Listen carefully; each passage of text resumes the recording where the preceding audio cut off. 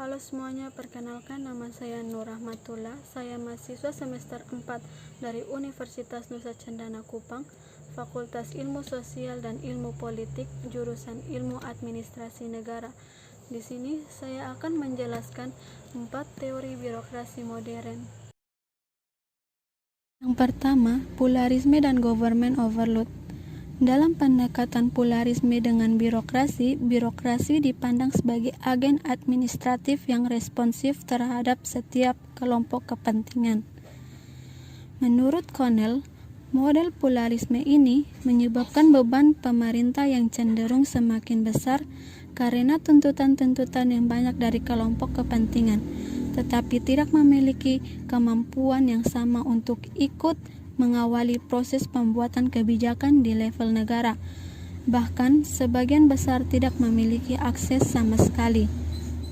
Dengan terjadinya banyak tuntutan-tuntutan dari kelompok kepentingan inilah yang disebut sebagai government overload.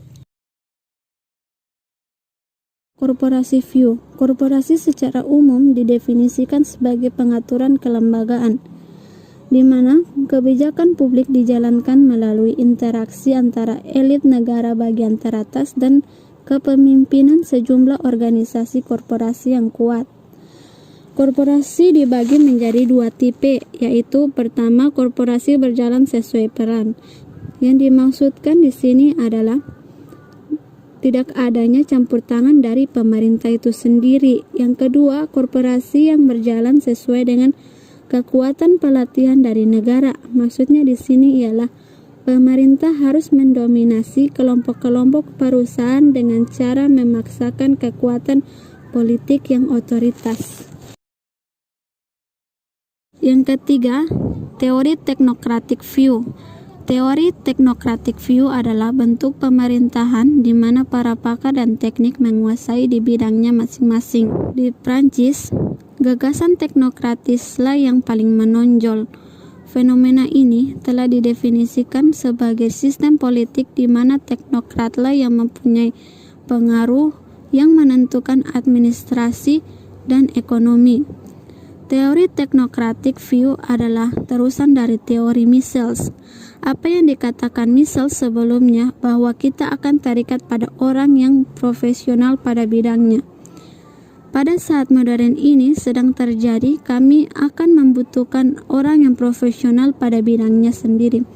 Contohnya, saat pandemi virus COVID-19 ini, kami membutuhkan para medis yang sudah ahli pada bidang kesehatan. Yang terakhir, Marxist view.